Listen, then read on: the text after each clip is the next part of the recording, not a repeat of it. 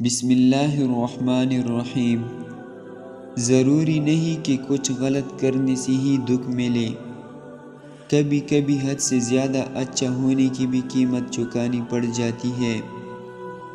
کسی کے بارے میں برا مت سوچو، ہو سکتا ہے وہ اللہ کی نظر میں تم سے اچھا ہو۔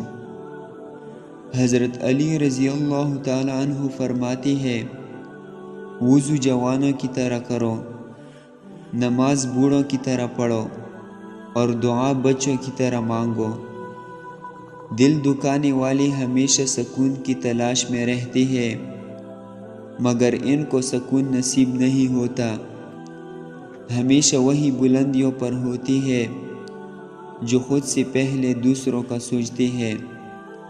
منافق جب کسی کو گرانا چاہتا ہے تو اس کو دھکا نہیں، سہارا دیتا ہے۔